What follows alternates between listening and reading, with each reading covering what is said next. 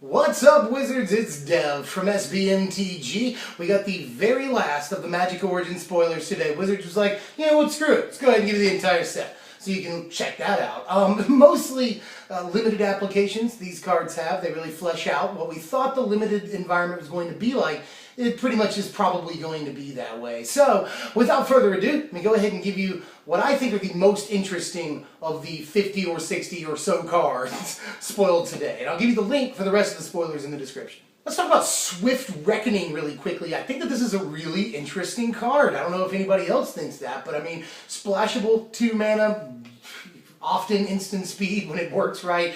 Removal, I think is really pretty good, you know. We've also got, you know, what is it, Celestial Flare, Devouring Light. We've got other things in the format that do things similar to this, but I think this is a fairly interesting card. I'm not sure how much play it's going to see, but I do like it in a couple of things, notably heroic decks. I think that that's okay, although, I mean, we don't really care about, you know, tap creatures, we can just fly right by. We don't really care that much. So, I'm not too sure about that, but yeah, that's my 2 cents. Let me know what you think. Here's Psychic Rebuttal, another thing I'm not entirely sure about. Not many spells actually target us that much. I mean, Atarka's Command is something that we have to worry about. That would be awesome to copy. So that's a thought. And I mean, obviously all the burn, but that'll target creatures too. So, of course, in control decks that would play this, the burn their aggro is going to play isn't going to target your creatures. It's going to target you. So this looks cute when you're copying a Stoke the Flames or something like that. Obviously, it doesn't work on Exquisite Firecraft. But in any case, you know, even this Draconic Roar, whatever, you know, Lightning Strike,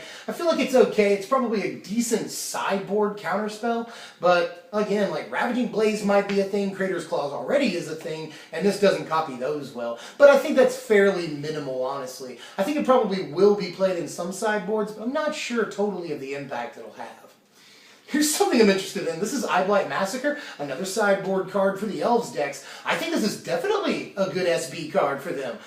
Just rails other aggro. It's not instant speed because that would be pretty broke, but it only hits their dudes. That's pretty cool. Obviously, against Goblins, that's going to be just a blowout in your favor. So Elves is looking pretty good to me. We were all wondering what the best aggro deck was going to be, and it's looking like everything's coming up Elves.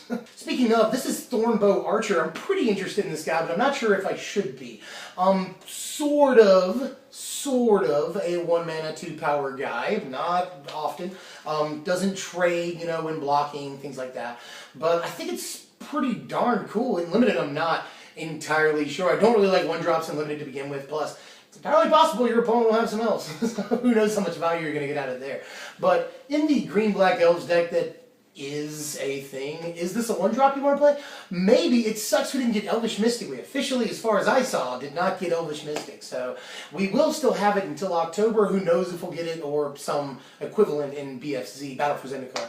But hopefully we do. But these are the 1-drop spells we have to work with right now. This and Naru Trapper, and maybe something else, but I don't think so. But in any case, I feel like this is probably fine in the 1-drop slot if that's what we want to do. I do like to play Naru Trapper. I'm not totally sure about this guy. I'm babbling, but let me know what you think. This is Shadows of the Past. I don't think this is a very good card, but I think it's a really interesting card and something we've never really seen. I do love that first ability on it for a 2 mana enchantment. That seems okay, although obviously this takes up a whole turn and we really can't afford to do that. We lose initiative off this card. And you can probably only ever activate it like once in a turn, maybe twice if the game goes that long. And I don't know, it just doesn't seem quite there or really there at all. I just think it's a really cool card, so I wanted to showcase it here. Here is a limited all-star. This is Fetid Imp, and it is crazy. Yeah, honestly, it's just Imp, 2 mana for a flyer. Not bad right there. Plus, the conditional Death Touch, we pay mana for it, but that's only 1 black mana. I mean, it's entirely doable, and we'll take out any huge flyers, decent limited safety valve, or even if you're not, you know, planning on blocking other flyers, this is a fine, very, very good card. It's going to trade with literally everything it blocks, and it's, you know, drops early in the game, and it has evasion. I like everything about this card for limited play. Constructed, I have seen a couple of people say, like, it blocks dragons, but I just, we'll see. I'm not entirely sure on that end. Here's Caustic Caterpillar, and I just like the art. The art is incredible. It's probably my favorite art in the set. Almost definitely, it's just beautiful. And the card is not half bad. I'd rather play Reclamation Sage, honestly, but card isn't bad, really. You know, a little naturalized on a stick, I guess. But the art, it's beautiful. It's a beautiful card. This is good. This is Gather the Pack will take the place of Commune with the Gods, perhaps Satyr Wayfinder. I love that there's always a card like this in green, whether it's Commune or Grizzly Salvage, you know, there's always a card like this the last few years. And I love that green is just a color that does this now. Really, really strong card here. Notice that if you spell mastery, you don't have to get 2 creatures. So if you're in a reanimation strategy or something, you're not forced into getting 2 creatures. Although, a lot of the time you will want to get 2 creatures. I mean, that's value, you know. You spend 1 card, you get 2 guys. So, and you dump the chaff off the top of your deck. So I think there's a lot of things to like about this card. And just certainly we'll see standard play. I think there's no doubt about that. People will do things with this. Here's Mage Ring Network, has a lot of people excited in a lot of different formats. People are even talking about this in Modern right now. Obviously, Commander players love it to death. And Standard players, haven't really heard too much from them lately about, or at all about this card. But as far as, I'm a Standard player, and as far as I know, it's a good card. I mean, especially in something like Control, although between this and, you know, the other artifact making land thing that was made the other day, spoiled the other day. We don't really want to play too many of these, you know, colorless only lands, although Control is already a very land heavy deck. We usually play 27 lands in Control. So I could see this definitely happening, especially in decks that want to play better things at the top of their curve, or bigger things at the top of their curve. Definitely enables that. We'll see how much of a splash it really makes, but I do think there's an awful lot going for this card. I was going to say right now, but just period. There's an awful lot going for this card, period. I'm glad it exists. Here's Undercity Troll. I'm not going to spend too much time on this, like I haven't really spent much time on any of these, but in any case, really efficient, fantastic creature. It limited, really good. It's a bear, 2 mana, 2/2, and it regenerates. So I see absolutely nothing wrong with that. Plus the Renown is really good. That just slapped on there. Like, if it was just a 2 mana, 2/2 regenerate, that would be pretty darn good. But I mean, a 2 mana possible 3/3 with a regenerate is crazy and limited. Definitely good. Will it see standard play? I really don't think so. Perhaps if we see exactly the right zoo deck, maybe. But I mean, green is going to be mostly dominated by huge curved out in, you know, 6, 7, 8 mana spells like Devotion, things like that, or elves, you know. So I'm just not sure that this will find a place, and it doesn't slide into like Abzan or anything else that plays green. So I'm a little sad this probably won't find a home right away, but I do really like this card. This is Orbs of Warding. It's nothing particularly special, but I do want to check it out. Reminds me of Urza's Armor, obviously, and Urza's Armor saw play in, you know, some, you know, Chaos formats. That was what we called Commander, either Chaos or just straight up multiplayer. But it used to see play in that. I don't know if it still sees play in Commander. I haven't played a good game of Commander in a while. But definitely interesting card. 1 less mana than that, and an extra ability that's really good in a format, especially, again, like Commander. So here you go, Commander players. It's a really cool card. And people are saying maybe sideboard option against certain aggro strategies, but I'm not really sure if I'm on that boat or not. Sword of the Animist. Yeah, we were talking about wanting interesting equipment in this set. I still don't think we really got truly interesting equipment, although this card does look nuts. Really, really cheap to cast, fairly cheap to equip. The creature does get a PT bonus, which is cool. They didn't have to do that, but they did. And when it swings, you get a Rampant Growth.